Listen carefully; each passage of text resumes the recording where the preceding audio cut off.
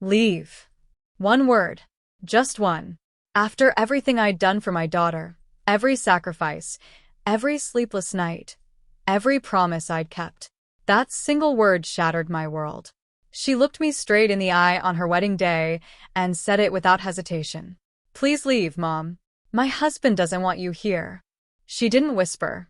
She didn't pull me aside. She said it loudly enough for nearby guests to hear.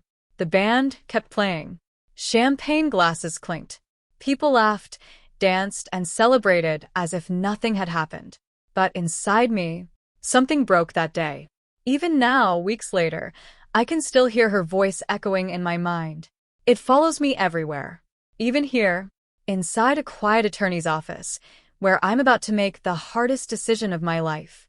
The pen resting in my hand feels heavier than it should, almost as if it already knows what my signature is about to cost. Across the desk, Attorney Elise Navarro watches me patiently. She doesn't pressure me. She simply slides the paperwork a little closer. When you're ready, she says gently. I take a deep breath. Then I sign my name, Marabel Arden.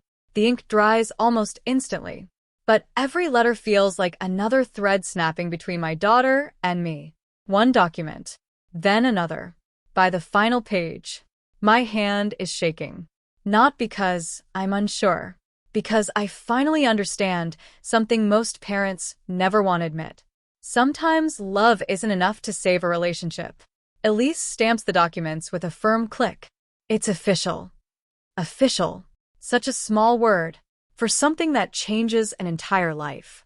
She studies my face before asking quietly, "Do you still want to call your daughter?" My eyes drift toward the phone sitting on her desk. For a long moment, I can't move. Then I nod. I have to. I dial the number I've known by heart since the day she learned to say, "Mom." She answers almost immediately. "Mom, finally. We need to talk about." I stop her. Not with anger. Not with shouting. Just 4 calm words. 4 words she never imagined she'd hear from me. The silence that follows is heavier than any argument we've ever had. Slowly, I lower the phone back into its cradle. Elise waits for an explanation. I simply shake my head. Not yet. Because before you can understand why I made that decision, you need to understand what happened on the day my daughter stopped seeing me as her mother. And it all started at her wedding. The drive to the lakeside resort took nearly 4 hours. The entire way there, I replayed the same hopeful picture in my mind. Leona would see me. She'd smile. Maybe she'd run over and hug me the way she used to. Maybe we'd finally put the distance between us behind us. I held on to that hope for every mile. When I finally pulled into the parking lot, the afternoon sun shimmered across the lake, making the resort look like something out of a postcard. Guests in elegant dresses and tailored suits wandered through the entrance, laughing without a care in the world. I glanced down at my simple navy blue dress. Nothing expensive, nothing flashy. But I wasn't there to impress anyone.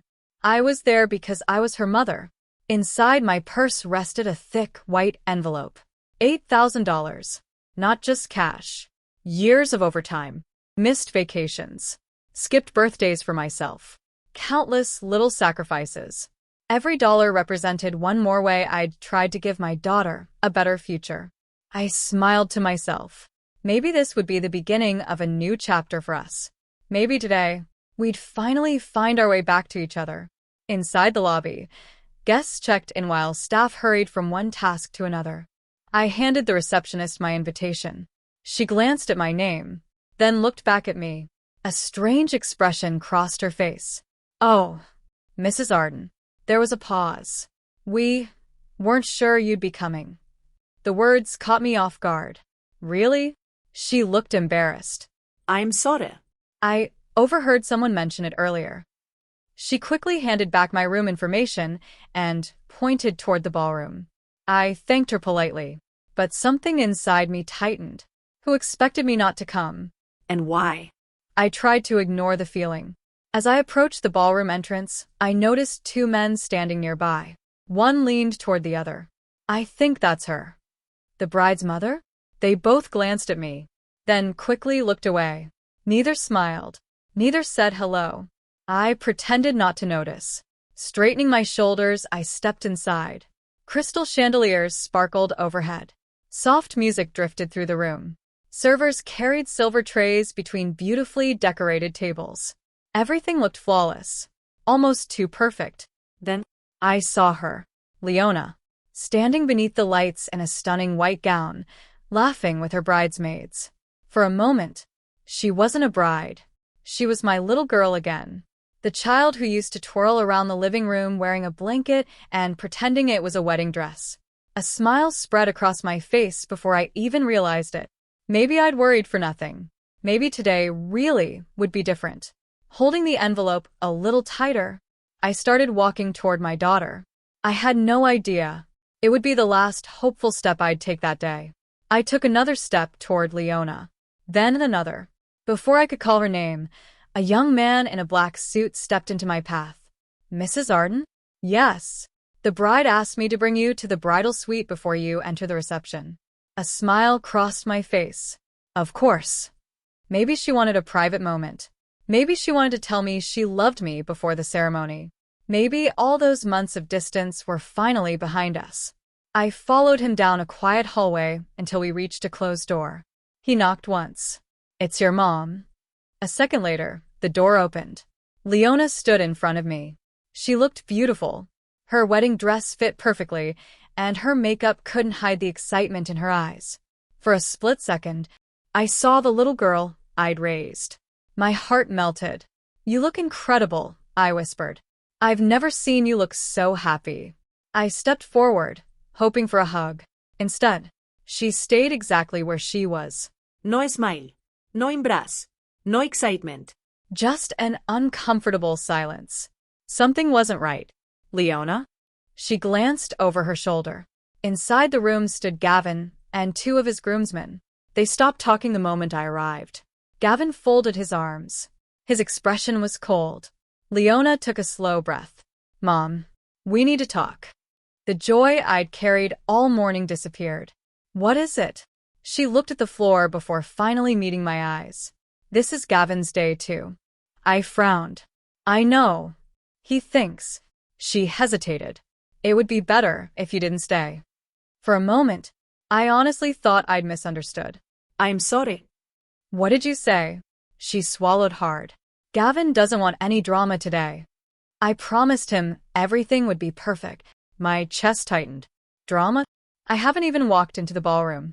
She rubbed her hands together nervously. It's complicated. No. I replied quietly. It isn't. The room fell silent. Even Gavin looked uncomfortable.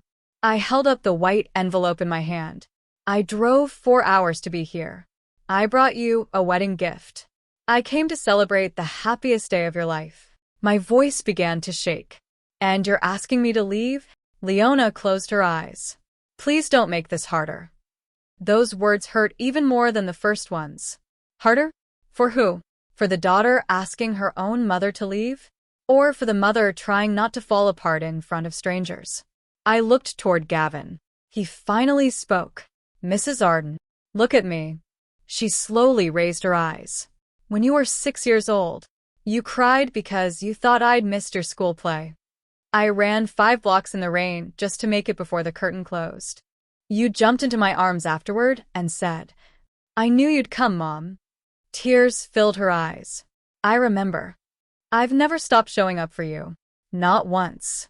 So tell me, when did I become someone you were ashamed of? She broke down. I'm not ashamed of you. Then why am I standing outside your wedding while everyone else is inside? No one answered. Not Leona. Not Gavin. Not the groomsmen. The silence said everything. I looked at the envelope one last time. $8,000. Years of sacrifice. Countless extra shifts. Every late night. Every missed opportunity. Every dollar I'd saved because I believed this day would be one of the happiest moments of my life. Slowly, I placed the envelope back inside my purse. It seems this gift isn't needed anymore. Leona's face turned pale. Mom, I took one final look at my daughter. I hope one day you understand what you've given up today. Then I turned around. No yelling. No scene. No revenge. Just a mother walking away with a broken heart. Behind me, the music started. Guests applauded. The ceremony was beginning. Without me. As I reached my car, I looked back at the ballroom one last time. The lights sparkled against the lake. From a distance, it looked like the perfect wedding. But appearances can be deceiving. Because before that day was over, my daughter would ask me for something she never imagined I could refuse. And that single request would change both of our lives forever. The drive home felt longer than the drive there. Not because of the distance. Because silence has a way of making every mile feel heavier. The wedding music still echoed in my mind. The laughter, the applause, the smiling faces. Life inside that ballroom moved on as if I had never existed. I tightened my grip on the steering wheel. I refused to cry. Not yet. If I started now, I wasn't sure I'd ever stop. The white envelope rested on the passenger seat beside me. $8,000. I glanced at it at a red light. Funny, just hours earlier, I couldn't wait to hand it to my daughter. Now it felt like it belonged to someone else's life. Someone else's family. By the time I reached home, darkness had settled over the lake. The old farmhouse stood exactly as I'd left it. Quiet. Peaceful. Faithful. Unlike people, some places never betray you. I stepped onto the porch and unlocked the front door. The familiar scent of cedar and fresh coffee lingered in the air. For the first time that day, I finally let the tears fall. No audience. No guests. No pretending to be strong. Just me. Alone. I sank into Caleb's old recliner. His faded flannel blanket was still draped across the armrest. Without thinking, I picked it up and held it close. So, it still smelled faintly like him. I tried. I whispered into the empty room. I really tried. The house answered with silence. The next morning, I woke to the sound of birds outside the kitchen window. For a brief moment, everything felt normal. Then reality rushed back. The wedding. Leona. Those two heartbreaking words. Please leave. I made a cup of coffee and carried it to the porch. The lake shimmered beneath the morning sun. Caleb used to say this view could calm any storm. He was wrong. Some storms begin inside your heart, and no beautiful sunrise can chase them away. My phone buzzed. Leona. I stared at the screen. It rang until it stopped. A second later, another call, then another. Finally, a text message appeared. Mom, please answer. I closed the screen without replying. Not because I hated her, because I didn't trust myself to speak without breaking down. 3 days passed. No calls. No visitors. Just silence. Then, on the fourth afternoon, a black SUV rolled into my driveway. I didn't recognize it. A tall woman stepped out carrying a leather briefcase. She offered a polite smile. Mrs. Arden? Yes. My name is Elise Navarro. I'm an estate attorney. Attorney? My stomach tightened. I think you have the wrong address. I don't. She paused. I'm here because someone contacted my office regarding your lakefront property. My property? Yes.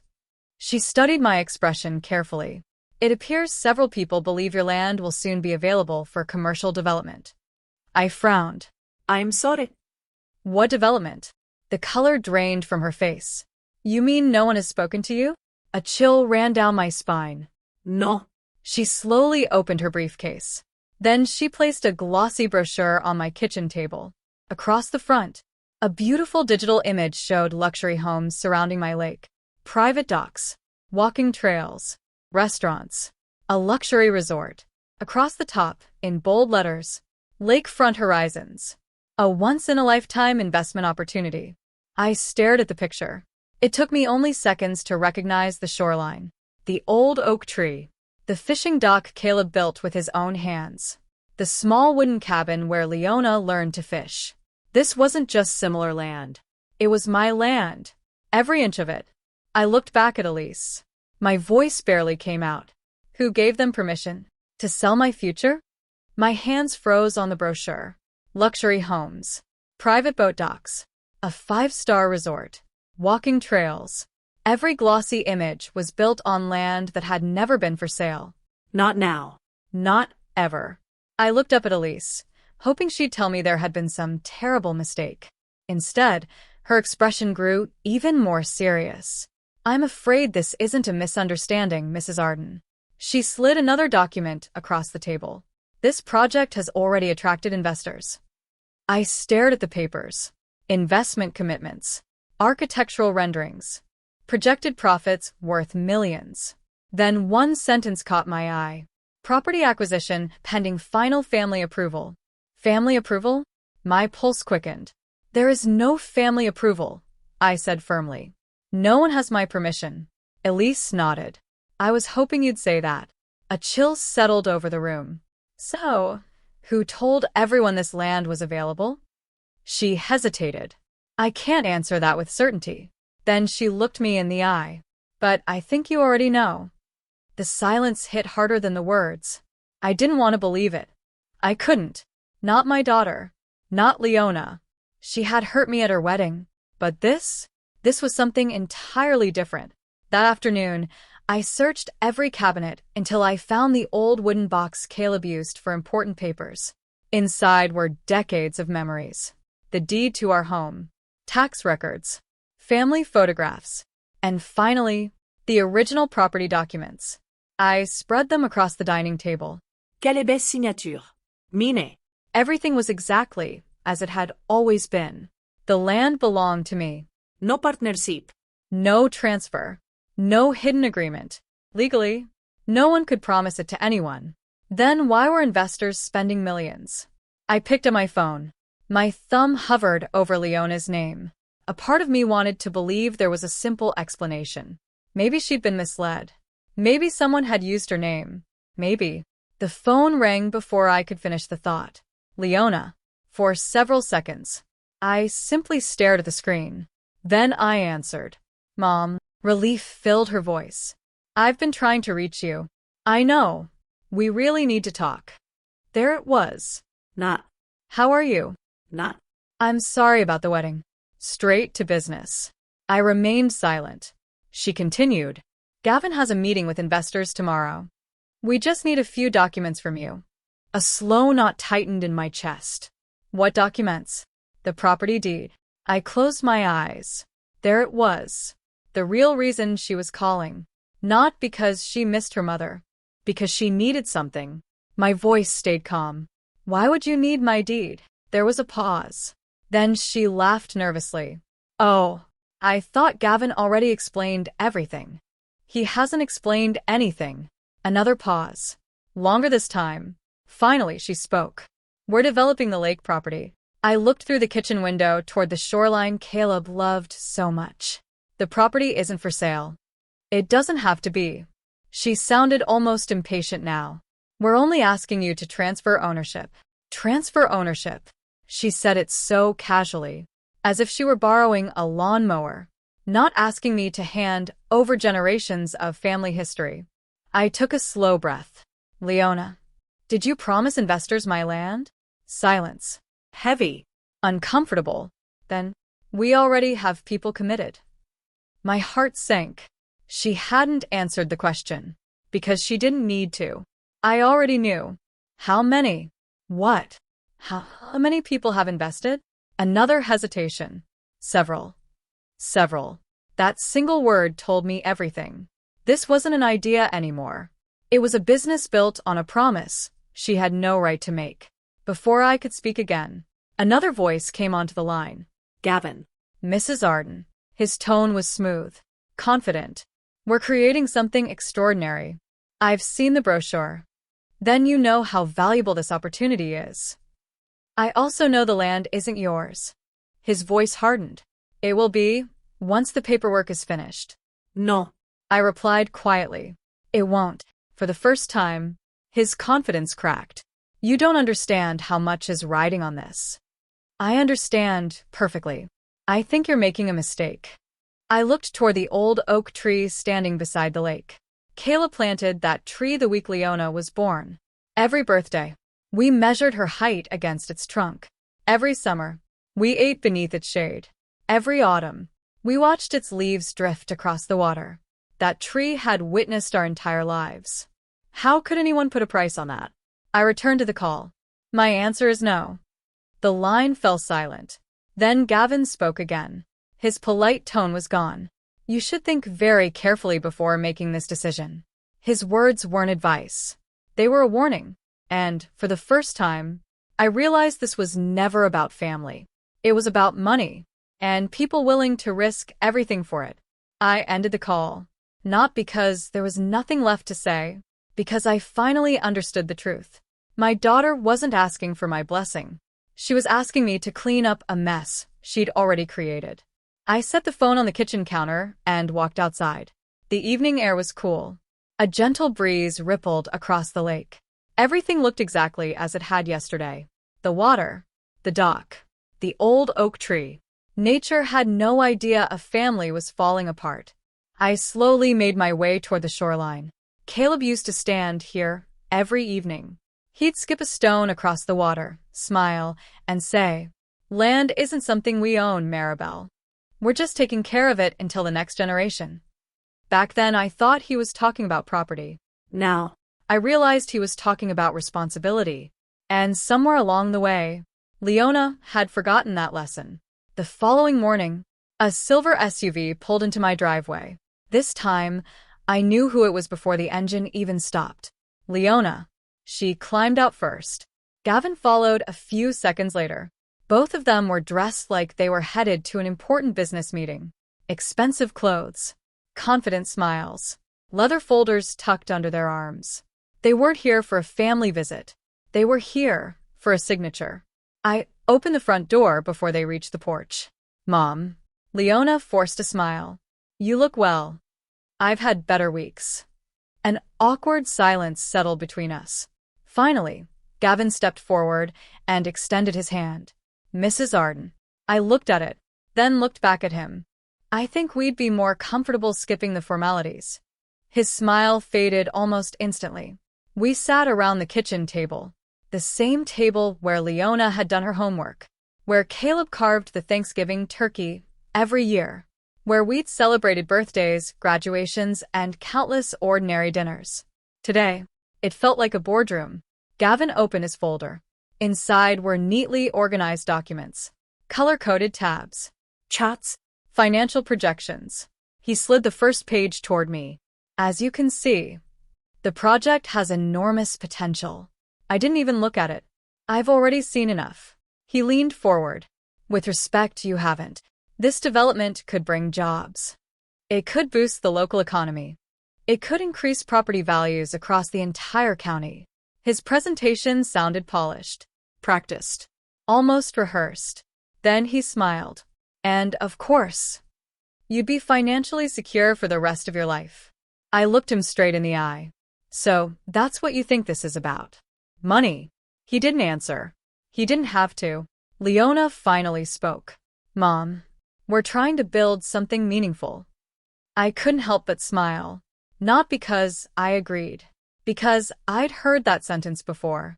Years ago, she'd said almost the same thing when she wanted to quit college for a business idea that lasted 6 months.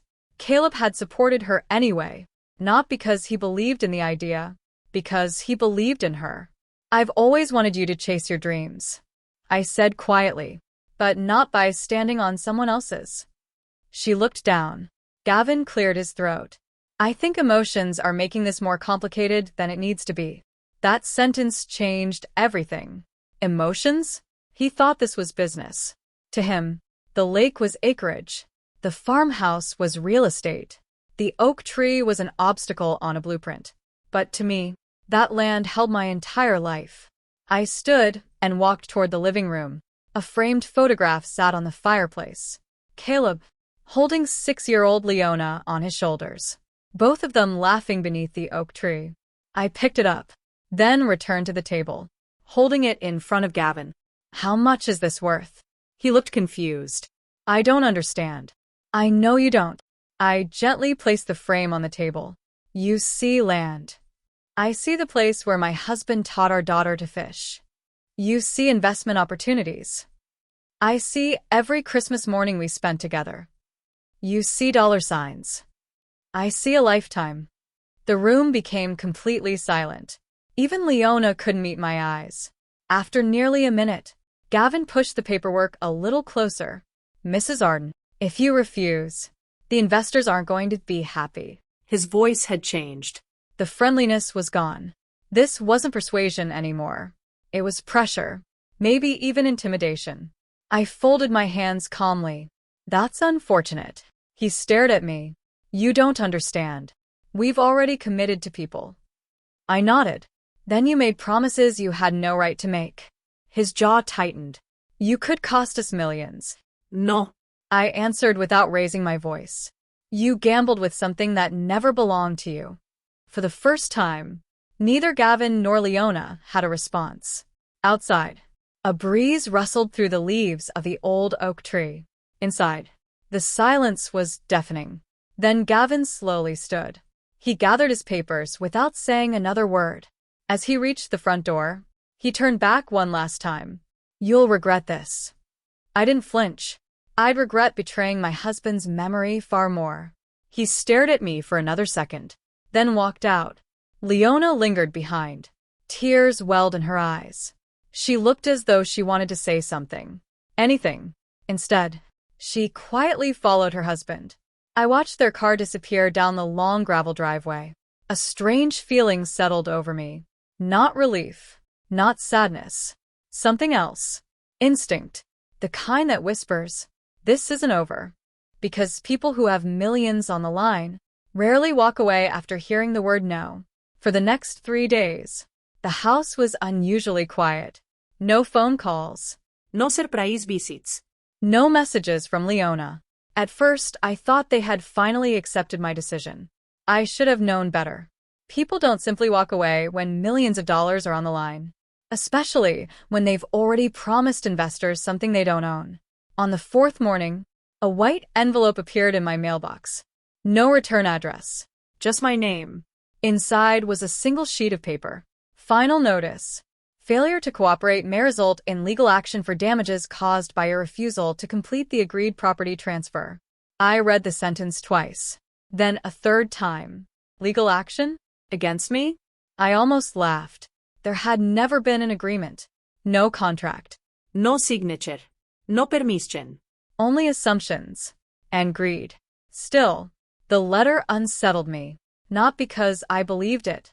Because someone clearly hoped I would. That afternoon, I drove straight to Elise's office. She welcomed me with the same calm smile. You look worried. Without saying a word, I handed her the letter. She read it carefully, then looked up. Did you sign anything? No. Did you verbally agree to sell your land? Never. She smiled reassuringly. Then this letter has no legal weight. I let out a slow breath. So they're bluffing? They're trying to pressure you. She leaned back in her chair.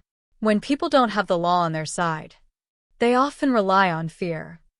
I looked down at the letter again. For a moment, I had almost believed it. Almost. Elise opened another folder. I've been doing some research. My stomach tightened. What did you find? She turned several pages before stopping. The development company Gavin is representing doesn't actually own any lakefront property. I frowned. None. None. She slid the file toward me. They've been presenting architectural plans and investment projections for land they never had legal control over. A chill ran down my spine. So, they convinced people to invest before they even secured the property? She nodded. Exactly. The room fell silent. I wasn't just looking at poor judgment anymore. I was looking at something much more dangerous. Before I could process everything, my phone vibrated. Leona. I stared at the screen. Elise noticed. You don't have to answer. I hesitated, then pressed the green button. Hello. Her voice was shaky. Mom, please don't hang up. I remained silent. She took a deep breath. Gavin says the investors are getting nervous. There it was again. Not. How are you? Not. I'm sorry. Only the project. Only the money. Only the land. I closed my eyes. Leona, do you know why I'm really disappointed? A long pause. No. It's not because you asked for the property. It's because somewhere along the way, you stopped seeing me as your mother and started seeing me as an obstacle. Silence. Heavy. Painful. Then I heard her crying. Quietly. I never wanted it to become this. But it did. My voice stayed calm. And now innocent people may lose their savings because promises were made without permission. She didn't deny it, because she couldn't. Suddenly, Gavin's voice came through the phone. Mrs. Arden. His tone was sharp. This conversation isn't helping. No. I replied calmly. It finally is. He ignored the comment. If this project fails, a lot of people will suffer. I couldn't believe what I was hearing. You still don't understand. He sighed impatiently. What exactly don't I understand? I answered without hesitation. You're blaming the wrong person. You promised investors land that wasn't yours. You built an entire business on an assumption. And now, you're asking me to fix your mistake. For several seconds, no one spoke. Finally, Gavin broke the silence. You've made your position clear. Yes, I have. Then I ended the call. Elise looked at me for a long moment. You handled that better than most people would. I managed a faint smile. I don't feel strong. You don't have to. She gently closed the folder. You just have to keep doing what's right. Her words stayed with me all the way home.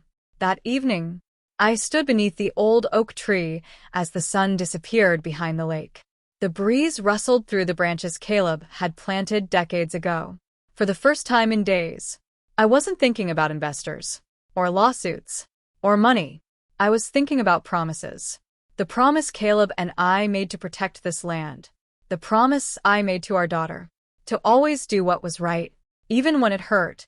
Then another thought crossed my mind, one I hadn't wanted to face. What if saying no wasn't enough? What if the only way to protect this place forever was to make sure no one could ever sell it again?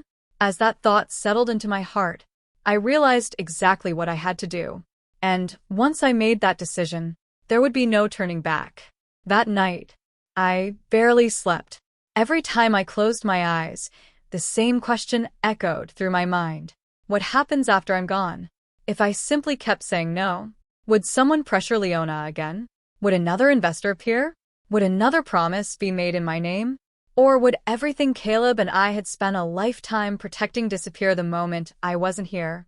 Just before sunrise, I already knew the answer. The land needed more than an owner. It needed protection. Permanent protection. The next morning, I drove straight to Elise's office. She looked up as I walked in. You've made a decision. I nodded. I don't want to keep fighting this battle. She folded her hands. What would you like to do? I took a slow breath. I want to make sure this land can never be sold. For the first time, even Elise looked surprised. Are you certain? I've never been more certain about anything. She opened a thick legal binder. There is one option. She turned several pages before stopping. À permanent conservation trust. I frowned. What exactly does that mean? It means the land is protected forever. No developer can buy it. No investor can claim it. No family member can sell it.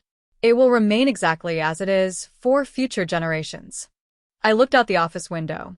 For a moment, I imagined Caleb standing beneath the old oak tree, smiling, almost as if he'd been waiting for me to reach this decision.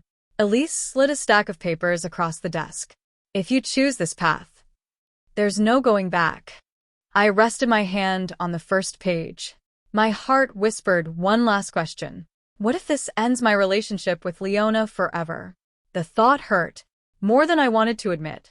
Then another memory surfaced. Leona, standing in her wedding dress, looking embarrassed that I was there. Please leave, Mom. Then Gavin's text message. Legal action may become necessary. Not one apology. Not 1 ounce of concern. Only pressure. Only demands. Only money. The doubt disappeared. I looked at Elise. If I sign these papers, can anyone ever reverse this decision? She shook her head. No. Once the trust is finalized, that's the end of it. I slowly nodded. For the first time since the wedding, I felt something unexpected. Peace. Not because I was winning, because I was finally protecting what mattered most. Elise handed me a fountain pen. It felt strangely familiar, like the one Caleb used to sign every important document. I smiled to myself. Maybe that was a sign. I signed the first page, then the second, then another. Each signature felt lighter than the one before. Years of fear, years of uncertainty, slowly disappeared with every stroke of ink. When I reached the final document, I paused. Not because I was afraid, because I was grateful. Grateful for every memory this land had given us. Grateful for every lesson Caleb had left behind. Softly, so quietly that only I could hear, I whispered, I kept my promise. Then I signed the last page. Elise carefully reviewed every document before placing the official seal on the final signature. She looked up with a gentle smile. It's done. A weight I'd been carrying for weeks lifted from my shoulders. For the first time in a long while, I wasn't simply surviving. I was protecting the life Caleb and I had built together. Before either of us spoke again, my phone began vibrating across the desk. The screen lit up. Leona calling. Once. Twice. 3 times. She wasn't giving up. Elise glanced at the phone. You don't have to answer. I looked at the flashing screen. For several seconds. I said nothing. Then I reached for it. I think. This conversation can no longer wait. I pressed accept. Before I could say a single word, Leona's frantic voice exploded through the speaker. Mom. Where are you? We've been trying to reach you all morning. Gavin is meeting with the investors in less than 2 hours. We need those property papers today. Not. How are you? Not. Can we talk? Not. I'm sorry. Only the land. Only the paperwork. Only the deal. I closed my eyes. Then I quietly spoke the words that would change all of our lives forever. Leona, I can't give you something that no longer belongs to me. The line went completely silent. Not for a second. Not for 2. Long enough that I wondered if the call had dropped. Then Leona whispered, What do you mean? I looked at Elise. She gave me a reassuring nod. I took a slow breath. This morning, I placed the property into a permanent conservation trust. It can never be sold. It can never be developed. And it will never belong to anyone looking to profit from it. Silence. A crushing, unbelieving silence. It wasn't just shock. It was the sound of someone's entire future collapsing. Finally, Leona spoke again. You did what? I protected your father's legacy. Her breathing grew uneven. No. No, you couldn't have. You wouldn't. I did. The paperwork is complete. Her voice rose. You made a decision without even talking to me? I closed my eyes. I tried to talk to you. At the wedding. Before the investors. Before the threats. You never wanted a conversation. You wanted my signature. She didn't answer. Because she couldn't. A sudden shuffle echoed through the phone. Then another voice broke in. Gavin. Mrs. Arden. His calm, polished tone was gone. Tell me this is some kind of joke. It isn't. His breathing grew heavier. You've just destroyed months of work. No. I replied quietly. You destroyed your own plans. You never had permission to make those promises. His frustration exploded. Do you have any idea how much money is tied up in this project? Ido. And that's exactly why you should have waited until you actually owned the land. For a moment, no one spoke. Even Elise stopped writing. She simply listened. Then Gavin lowered his voice. There's still time. If you contact the trust, you can reverse this. I looked toward Elise. She slowly shook her head. I turned back to the phone. No. There isn't. The decision is permanent. Another silence. This one even heavier than before. Then Leona began crying. Not the quiet tears I'd heard before. These were desperate. Panicked. We're going to lose everything. The words pierced my heart. Not because of the money. Because she still didn't understand. I spoke gently. You should have thought about that. Before promising something that wasn't yours. She struggled to breathe. I trusted Gavin. I believed him. I thought we were building a better future. You were, I answered softly, but you were building it on someone else's foundation. The words hung between us. Painful, unavoidable. Gavin interrupted again. His patience had disappeared. You've cost us millions. I looked through the office window. The breeze moved peacefully through the trees. Money. That was all he could see. Not memories. Not promises. Not family. Just numbers. I didn't cost you anything. You gambled with something that never belonged to you. His voice sharpened. The investors are already waiting. Then you owe them the truth. You tell them the project was never yours to sell. Another long silence. Then, for the first time, I heard uncertainty in Gavin's voice. What happens now? It wasn't confidence anymore. It was fear. I answered honestly. That depends on the choices you make next. You can tell the truth. Or you can keep digging a hole that's already too deep. No one replied. I could hear quiet voices in the background. Doors opening. People talking. Someone asking, "Are the papers signed yet?" Gavin muted the phone for a moment, but not before I heard him say, "Everything's falling apart." When he came back, his voice was almost calm. "Mrs. Arden, I hope you can live with this decision." I smiled sadly. I already can. What I couldn't live with was betraying my husband. Without another word, I ended the call. The office became completely still. I placed my phone on Elise's desk. For several seconds, neither of us spoke.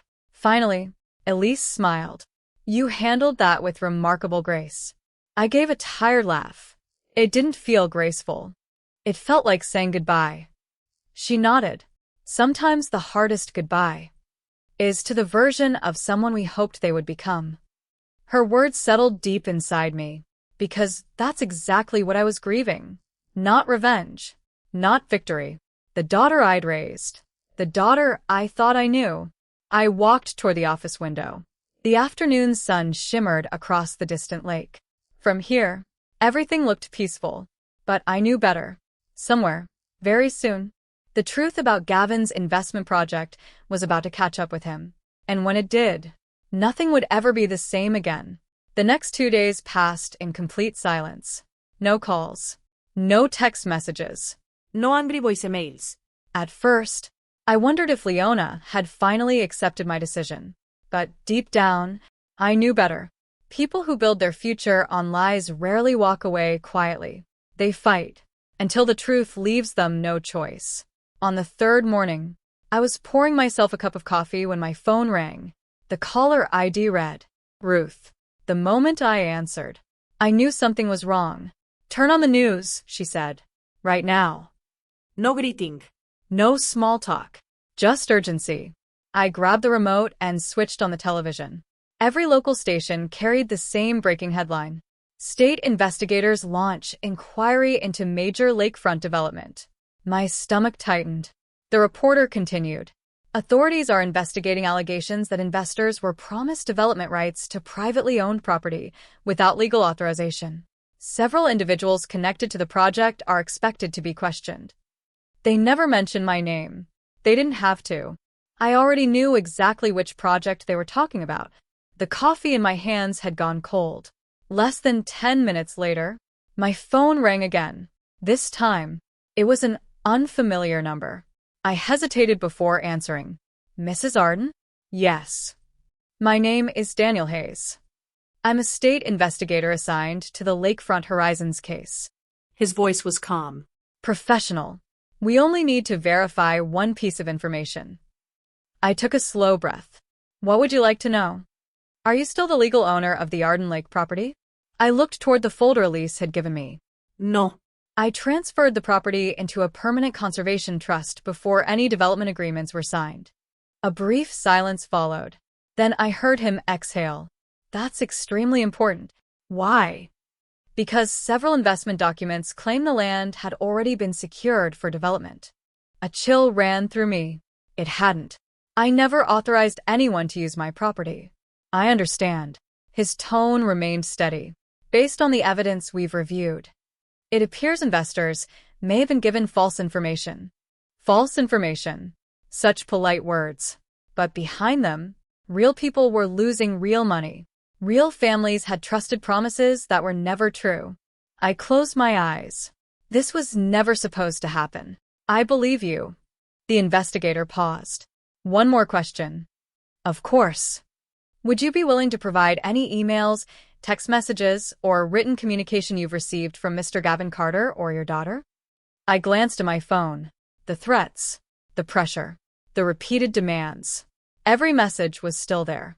Yes. If it helps uncover the truth, you can have all of it. Thank you, Mrs. Arden. You've been very helpful. After hanging up, I remained seated at the kitchen table. The room was completely silent. Not because I felt victorious, because I finally understood how serious this had become. This wasn't just a disagreement between a mother and daughter anymore. State investigators were involved. Investors had lost money. And somewhere, people were scrambling to protect themselves. That afternoon, the first major news article appeared online. Investors claimed they were misled in luxury lakefront development. The article included promotional images I'd seen before. Luxury homes, private docks, walking trails, everything built on land that had never been available. The comments below multiplied by the minute. Who approved this project? Someone needs to be held accountable. How could investors not verify ownership first? This sounds like fraud. I quietly locked my phone. There was nothing left for me to say. The truth had finally begun speaking for itself. That evening, my phone buzzed once more. Another message from Leona. Just one sentence. They're saying it's all my fault. I stared at the screen for a long time. There was no anger. No demands. No mention of the land. Only fear. For the first time since her wedding, my daughter wasn't asking for something. She was completely alone. And somehow, I had the feeling the worst was still ahead.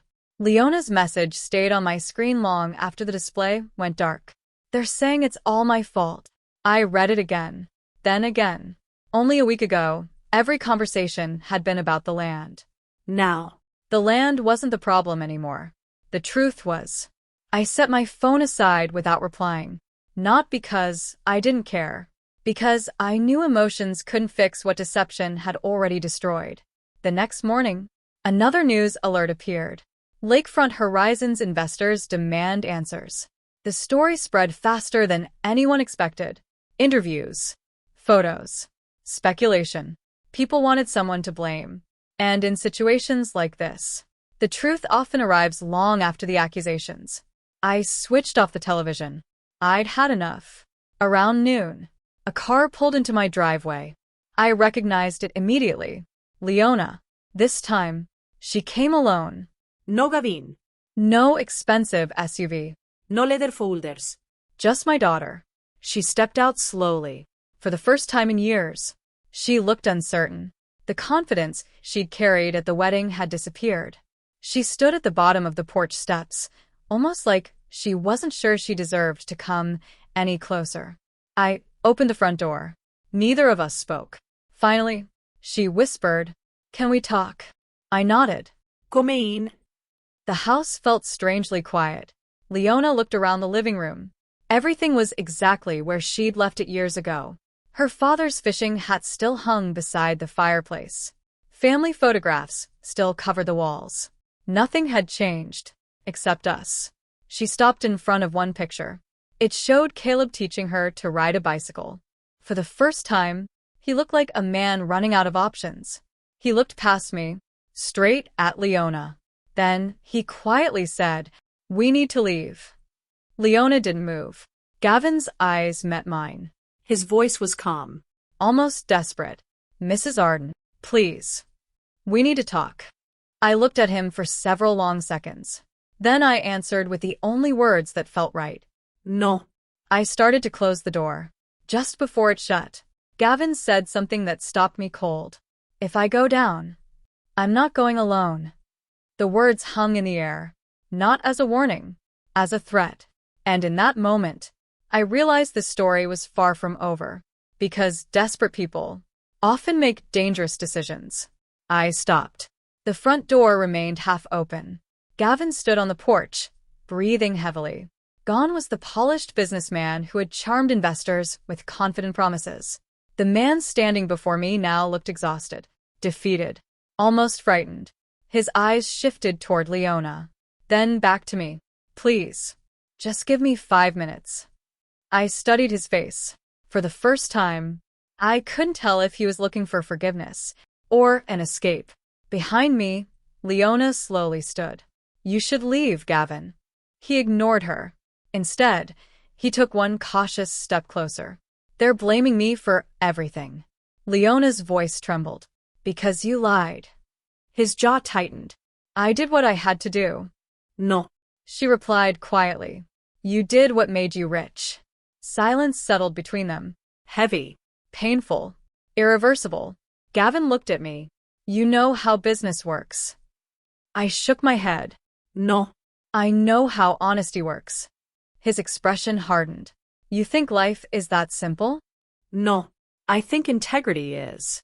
He looked away for a moment, almost embarrassed. Then he laughed. Not because anything was funny, because he'd run out of excuses.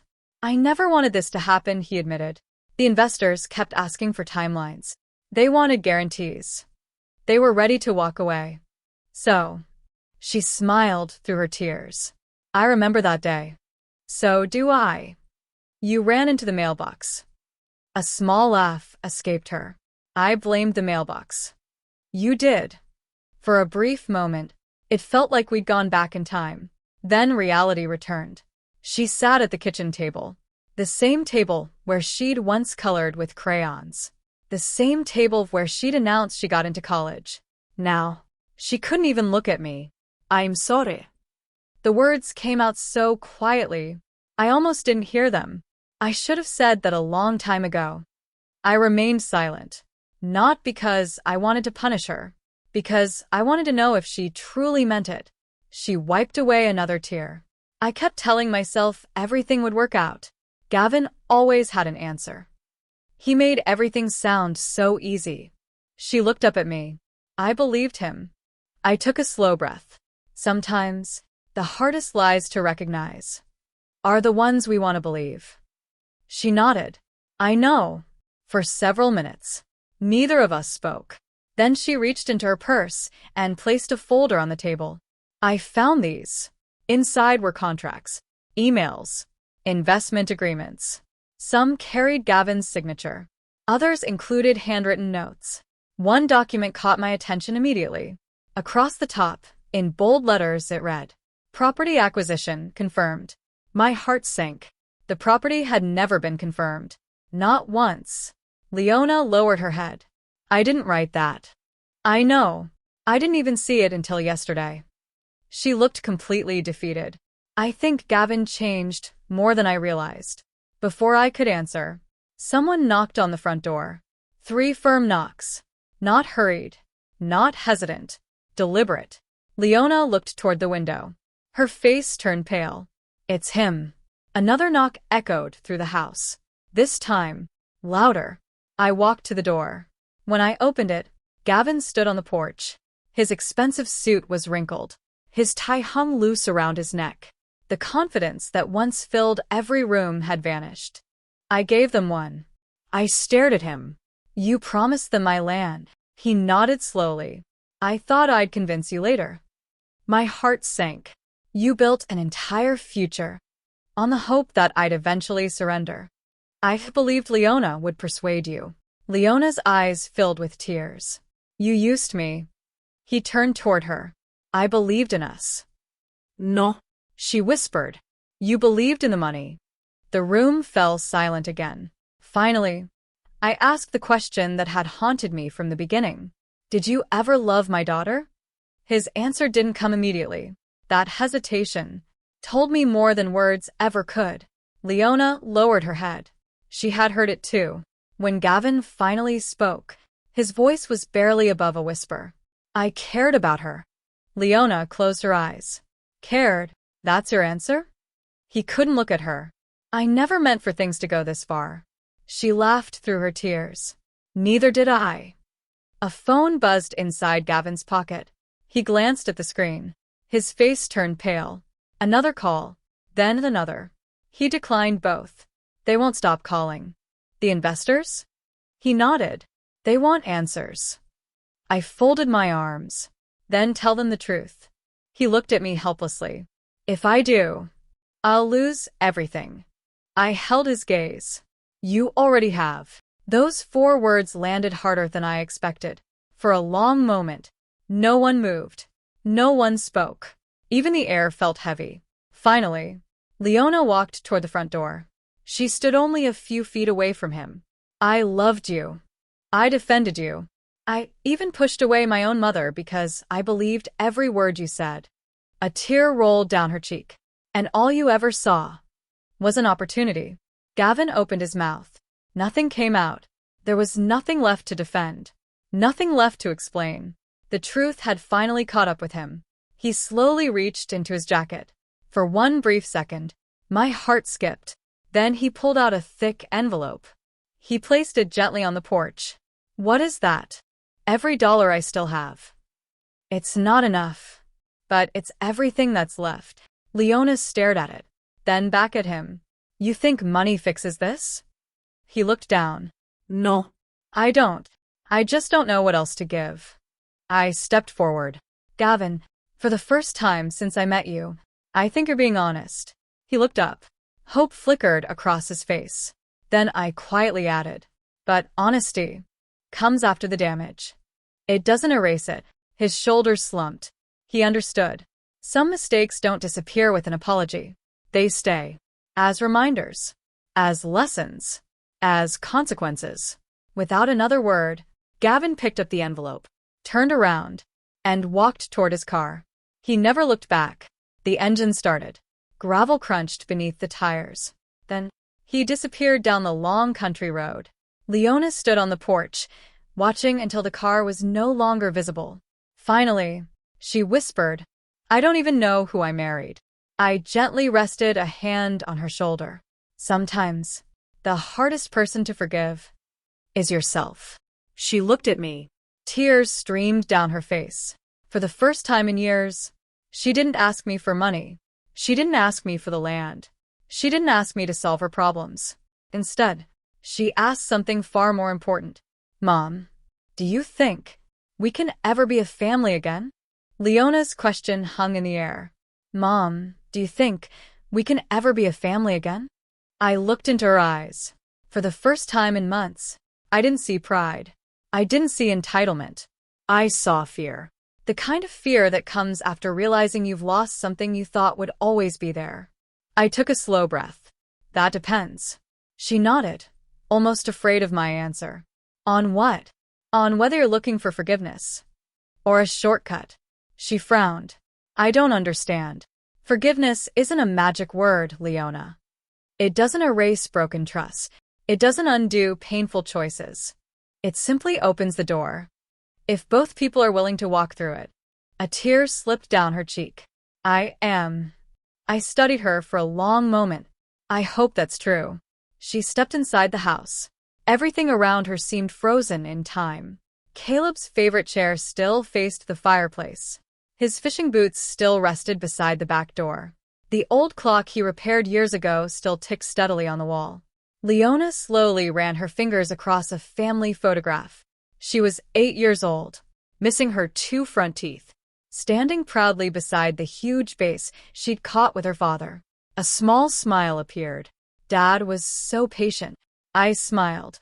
He spent 6 hours teaching you how to cast, and you caught the only fish that day. She laughed through her tears. He acted like I'd won the lottery. He said, It's not about the fish. It's about the memory. The smile faded. I forgot that. No. I answered softly. You buried it. Leona pulled out a chair and sat down. I need to tell you something. Her voice trembled. There were warning signs. I stayed quiet. She continued. The first investor meeting, Gavin told everyone the property was already secured. I knew it wasn't. My heart tightened. What did you say? I asked him if we should wait until we spoke to you.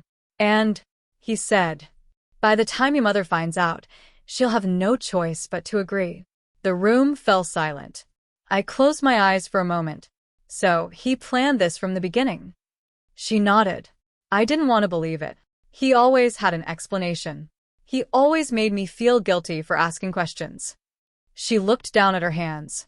I kept telling myself it was temporary, that once the project started, everything would work out. But every lie needed another lie.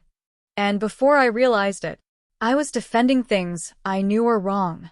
I walked over and sat beside her. That's how deception works. It rarely begins with one big decision. It starts with small compromises, one after another, until you no longer recognize yourself. She covered her face. I hate who I became. I gently placed a hand on her shoulder. The fact that you hate it means you're no longer that person. Just then, another knock echoed through the house. Leona stiffened. I'll get it. When I opened the door, two people stood on the porch. A man in a navy suit, a woman carrying a leather folder. The man introduced himself. Mrs. Arden? Yes. I'm Daniel Hayes. We spoke on the phone. The state investigator. Beside him, the woman offered a polite smile. I'm Assistant Attorney Karen Mills. We're following up on the Lakefront Horizons investigation. My stomach tightened. Has something happened? Daniel exchanged a quick glance with Karen. Then he spoke. We've interviewed several investors. And we've reviewed the contracts. He paused. We also executed a search warrant this morning. Leona slowly walked into the hallway behind me. Daniel recognized her immediately. Ms. Carter. She lowered her eyes. I'm here. His expression softened. We're not here to arrest anyone. Relief flashed across her face. But, he continued, we do need your cooperation. Karen opened her folder. We've recovered emails, financial records, and internal messages. She looked directly at Leona. Some of them suggest you may not have known the full extent of what was happening. Leona swallowed hard. I didn't. I should have stopped it, but I didn't. Daniel nodded. That's exactly why we need your statement. Silence filled the room. Then Leona looked at me. Not for permission. For strength. I gave her a small nod. She turned back to the investigators. I'll tell you everything. Daniel closed his notebook. Thank you. You may have just helped prevent a much larger fraud. As the investigators walked back toward their vehicle, I noticed something in Leona's face. Not relief. Not happiness. Determination. For the first time in a very long time, she wasn't running from the truth. She was walking straight toward it. And somehow I knew Caleb would have been proud of that first step. The interview room was quiet. Too quiet. A recorder sat in the middle of the table, its tiny red light glowing steadily. Leona stared at it for a moment before taking a seat. Across from her sat Daniel Hayes and Assistant Attorney Karen Mills. Neither of them looked angry. Neither looked eager to judge her. They simply wanted the truth. Daniel pressed the record button. This interview is voluntary. You may stop at any time. Do you understand? Leona nodded. I do. Please state your full name. She did. Then the room fell silent again. Daniel leaned forward. Let's start at the beginning. Leona took a deep breath. The lakefront project wasn't my idea, that IT was Gavin's. He told me investors were looking for exclusive waterfront property. He said if we acted quickly, that we could build something extraordinary. Karen glanced at her notes. When did he first mention using your mother's land? Leona closed her eyes, searching her memory. About 8 months ago. He said the property was perfect. I reminded him it wasn't ours. And what was his response? He smiled. Then she repeated the words she'd never forgotten. By the time we need it, your mother won't have a choice. Daniel and Karen exchanged a quick look. Neither interrupted. They let her continue. At first, I believed he'd eventually ask Mom. I thought everything would be done honestly. She laughed bitterly. I kept making excuses for him. When investors asked difficult questions, he always had an answer. When I questioned him, he always had an excuse. And every excuse sounded reasonable, until I looked back. Karen quietly asked, when did you realize something was seriously wrong? Leona didn't answer immediately. Instead, she reached into her purse. I found this after the investigation started. She placed a small flash drive on the table. Daniel looked surprised. What's on it? I don't know, everything. But Gavin never let it out of his office. The night before he left, he forgot it in his laptop bag. I copied it. Daniel carefully picked it up. You never opened it? She shook her head. I was afraid of what I'd find. Karen placed the flash drive into an evidence bag. If this contains company records, it could be extremely important. Daniel looked back at Leona. Did Gavin ever tell investors he already owned the property? She nodded slowly. More than once. Did he believe that? No. Then why say it? Her answer came instantly. Because people invest faster when they think the risk is gone. The room fell silent. That single sentence explained almost everything. Daniel opened another folder. Inside were printed emails. He slid one across the table. Have you seen this before? Leona read the first line. Her face lost all color. It was an email from Gavin to one of the investors. The property transfer is complete. Construction will begin immediately after final county approval. The date was nearly 3 months old. 3 months, before anyone had even spoken to Marabel. Leona covered her mouth. He lied. Daniel nodded. It appears so. She looked up, her eyes filling with tears. He never intended to ask my mother first. No. Karen replied softly. It doesn't look that way. Leona sat back in her chair, overwhelmed. So all this time, the project was built on a lie. Daniel answered carefully. It appears the project was built on several lies. He closed the folder. But your cooperation today is helping us separate the truth from the deception. For the first time, Leona felt something she hadn't experienced in months. Not relief. Not happiness. Hope. Because telling the truth couldn't erase the past. But it was the first real step toward repairing the future.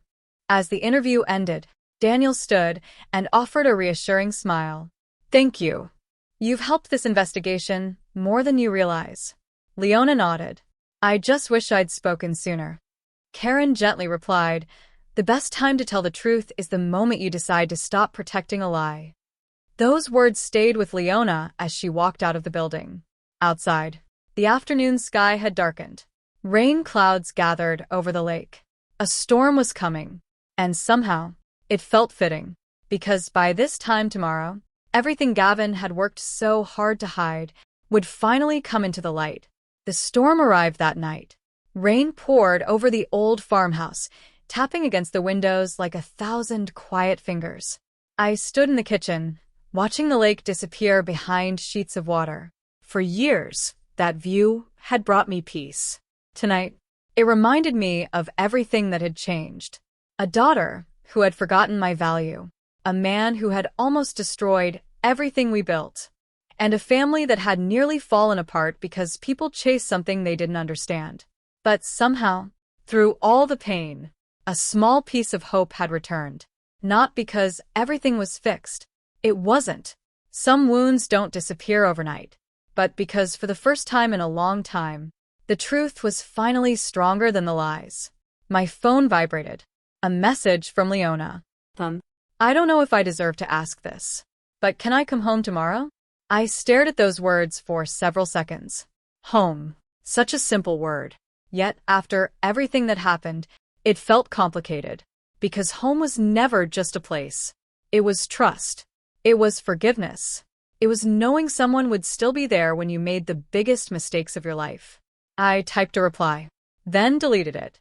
Typed again. Deleted again. Finally, I wrote only one sentence. Tomorrow at noon. Nothing more. No promises. No forgiveness. Just a door that wasn't completely closed. The next morning, the storm had passed. The lake was calm again.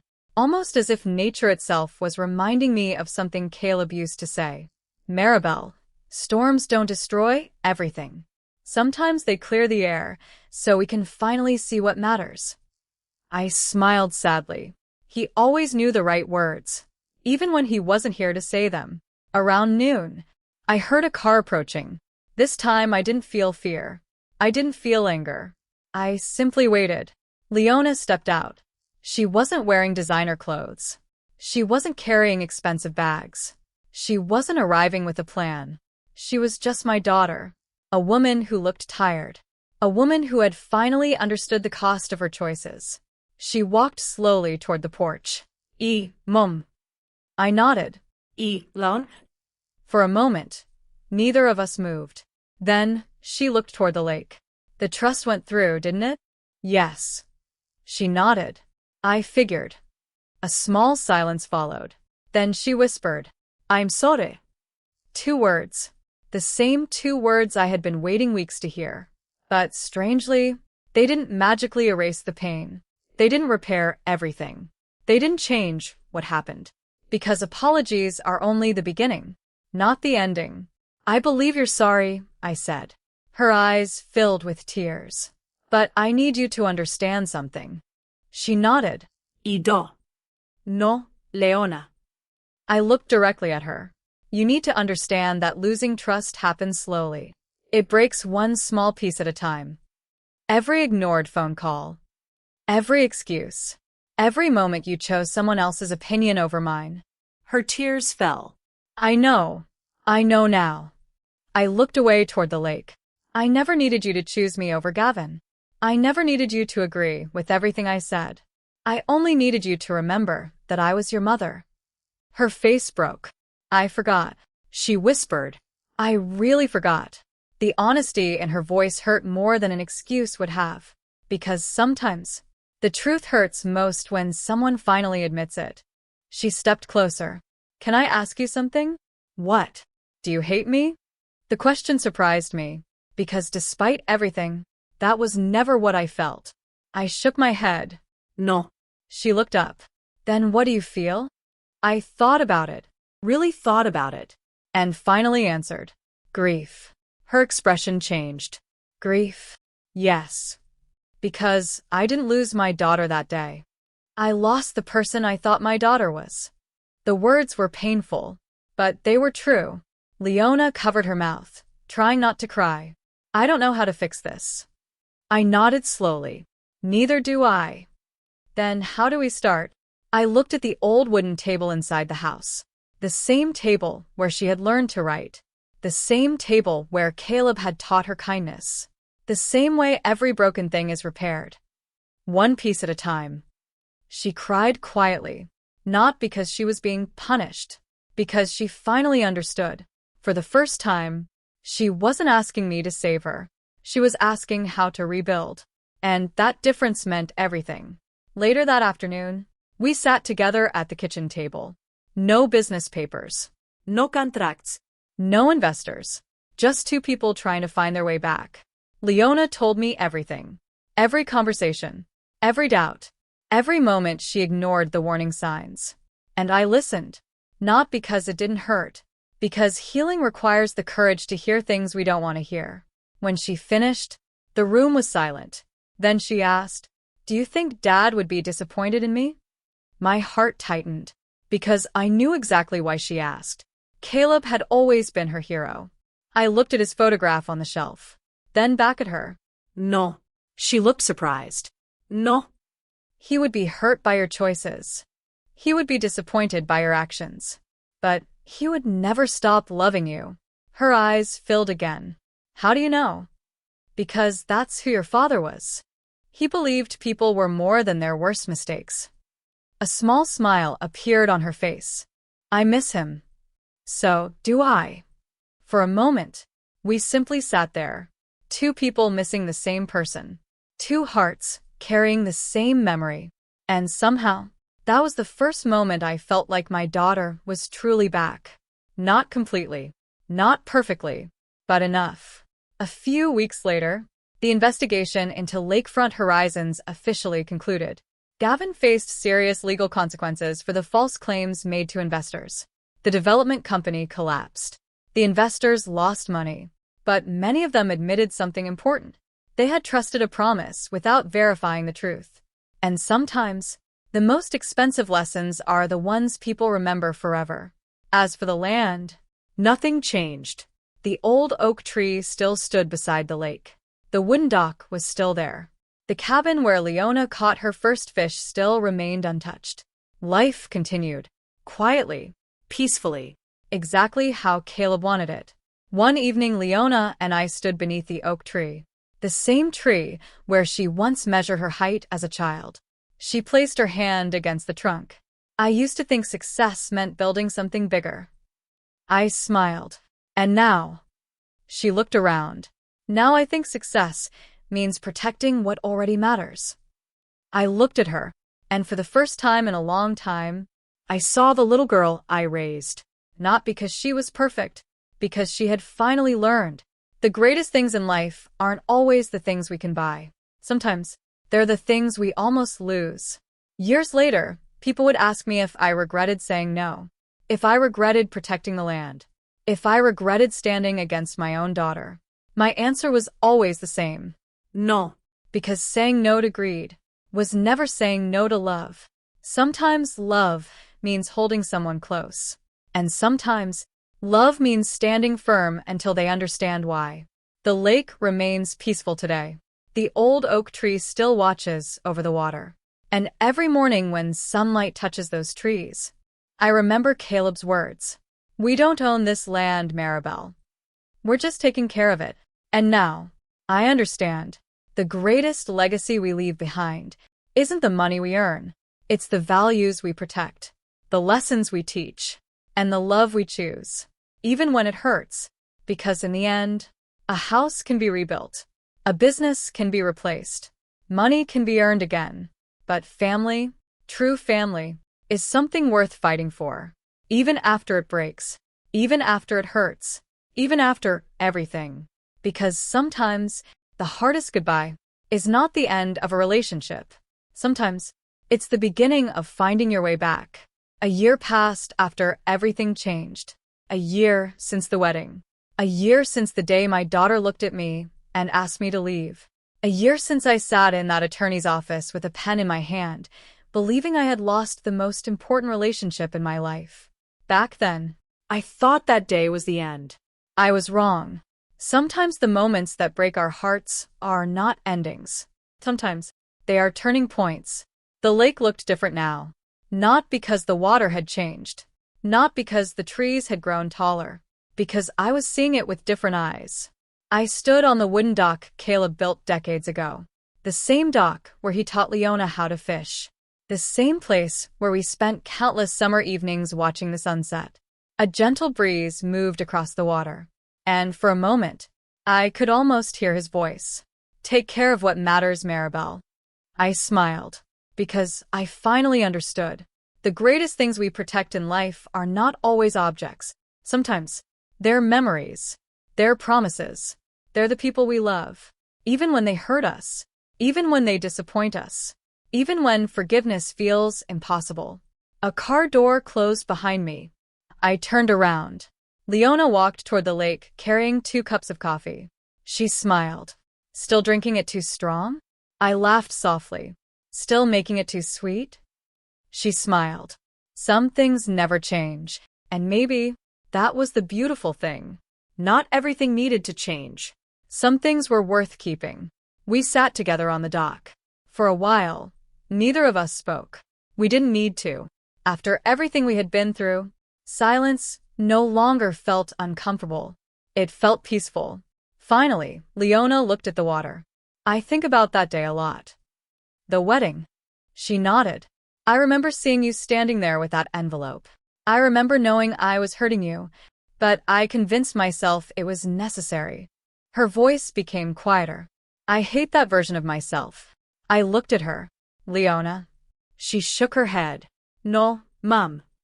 I need to say it. I spent so much time blaming Gavin. And yes, he made terrible choices. But I made mine. I allowed someone else's ambition to become more important than my own mother. A tear rolled down her cheek. And I'll regret that forever. I reached for her hand. Regret can either destroy you or teach you. She looked at me. I don't want to forget what happened. Good. She looked surprised. Good. Yes. Because forgetting would mean you learn nothing. I squeezed her hand. But carrying guilt forever won't help either. The goal isn't to punish yourself. The goal is to become someone who would never make that choice again. She nodded slowly. I think Dad would have said something like that. I smiled. He probably would have said it better. We both laughed. A real laugh. The kind we hadn't shared in a long time. And, in that moment, I realized something. My daughter wasn't the same person she was before. Neither was I. Pain changes people, but sometimes it changes them for the better. A few months later, the Conservation Trust officially opened the land for educational visits. Not construction, not luxury homes, not private resorts, just nature. Families came to walk the trails. Children came to learn about the environment. People sat beneath Caleb's old oak tree and enjoyed the same view he loved. The land finally became what it was always meant to be, a place that gave something back. One afternoon, I watched a group of children running near the lake. Their laughter echoed across the water, and I thought about how close everything came to disappearing. A place filled with memories, a place filled with love, almost destroyed by people who only saw its price. But thankfully, some things are worth more than money. One evening, Leona asked me a question. Mom, yes, if you could go back to the wedding day, would you change anything? I looked toward the lake. The question was harder than it sounded, because a part of me wished I could erase the pain. I wished I could remove the betrayal. I wished I could stop my daughter from hurting me. But then, I thought about everything that came afterward. The truth, the lessons, the healing, the relationship we rebuilt. Finally, I answered. No. She looked shocked. No. No. Because if that day never happened, we might never have discovered what was broken. We might have continued pretending everything was fine. I looked at her. Sometimes life forces us to face the things we've been avoiding. She nodded. I guess that wedding was the hardest lesson we ever learned. I smiled. But maybe it was also the lesson we needed. Years later, people still ask me about the lake. They ask about the property. They ask about the investigation. They ask how I found the strength to stand against my own family. But they always ask one question more than any other. Do you regret choosing the land over your daughter? And every time, I give the same answer. I never chose the land over my daughter. I chose the truth over a lie. I chose memories over money. I chose love over fear. Because protecting something doesn't mean you love someone less. Sometimes, it means you love them enough to stop them from destroying themselves. Today, Leona visits every weekend. Sometimes we talk. Sometimes we sit quietly. Sometimes we remember Caleb. The relationship we have now is different. It's not perfect, but maybe perfect was never the goal. Real love isn't about never hurting each other. It's about what you do after the hurt. It's about whether you are willing to apologize, whether you are willing to change, whether you are willing to rebuild. Piece by piece. Day by day. Standing beneath the old oak tree today, I place my hand against its rough bark. The same tree Caleb planted when our daughter was born. The same tree that witnessed our happiest moments. And I whisper, we kept our promise. Because we did. The land survived. The memories survived. And somehow, our family survived too. Not because we avoided pain, but because we faced it. Because sometimes, the strongest families are not the ones that never break. They are the ones brave enough to rebuild. So, if you're listening to my story today, remember this. People may disappoint you. Promises may be broken. Life may take unexpected turns. But never forget, your worth is not measured by what someone chooses to give you. Your love is not measured by how much you sacrifice. And your kindness should never require you to abandon yourself. Sometimes the hardest thing you will ever do is stand up for what is right. But years later, you may realize that difficult choice was the very thing that saved everything. Because the greatest legacy we leave behind is not the wealth we collect. It is the love we protect. And the lessons we leave behind. The lake is still there. The tree is still standing. And the story is finally complete. If this story touched your heart, if you felt the emotions behind Marabel's journey, And if you believe stories like this deserve to be heard, please consider subscribing to support this channel. Sometimes the strongest hearts are the ones that have been broken, but still choose to love.